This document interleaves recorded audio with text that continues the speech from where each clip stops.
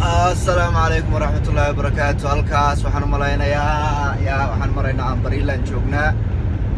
يا ما شاء الله ما حكى دعي تلو ما حكى ترى ماشن تلو هاي ويجونا لقى صار وارتم بابور توجن استراك باكو دعي ماشن قب وري لا وخير كدك هاي ويجو ولا حدا يا ويجو صودا فني يا أنا لو حدا وانا لقى صار هالكاس تراكو دعي عن صودا فني إلى يا نجنا بتجليو وهي كتير ودينا الله يا هو فوق دايو مانكورا ما شاء الله ويا سيدك الحمد لله صباح وناكسن وعن وحن مرينا أمبريلا تكساس كاليفورنيا نصعنا الكايو ماشي لدي جري سان فرانسيسكو اريا ما شاء الله يا إدو إنه كلام مغنين حال قوانك نك والله وكذا تكنت ما شاء الله ماشنا يا عينا دولك وابو برفك إن شاء الله ولا قصي بحيا يا وقت عصبي وعي عصب إن شاء الله بإذن الله الكريم يا خيارته ما شاء الله ويانا لكن ترافيك باكتشرتا ترافيك والزين هاي وي قد كسو ساري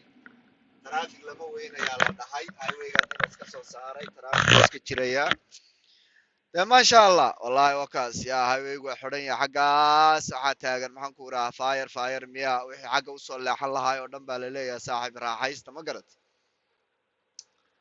marka nimco weeyaan ya ma sha Allah warka keena maxaa la hayaa yaa warkii Soomaaliya maxaa cusub maxaa soo kordhay yaa ilaahay kala qaboojiyo Soomaalida maxaan ku rahaa ku dagaalamaysa meesha la dhaho duusan mareeb yaa ahlu sunna iyo maxaan ku rahaa ciidamada dawladda yaa ilaahay kala qaboojiyo maxaan ku rahaa dhiig daato si xaq darro ah ku daata ma fiicna ka fiican in mataqaanaa maxaan ku rahaa dawladda dadku doorteen ee dadku jecel yihiin ee dadku rabaan yaa in la helo dawladnimada wax ka wanaagsan ma lahan yaa cid walbaaba waxay kaaga leexanaysaa waa intaad xoog leedahay waa intaad dawlad tahay marka dhulka maamul goboleedyada wixii shuruuca ee dawladdu u soo gudbiso waa inay ku dhaqmaan because dawladda kama madax bannaana ayagu dawladda hoos joogaan ma garat marka arrintaana waan boorin lahaa insha Allah in maxaan ku rahaa xukunkaas iyo dagaalka la joojiyo waxaan ku rahaa sunnana waxaan ugu baaqi lahaa inay yaa dawladda isu soo dhiibaan ay dhahaan war anagu wixii sax wanaaga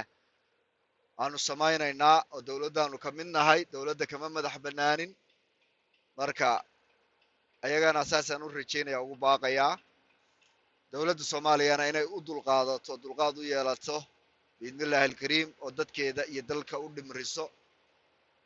ما شاء الله ويسدك على خير. السلام عليكم.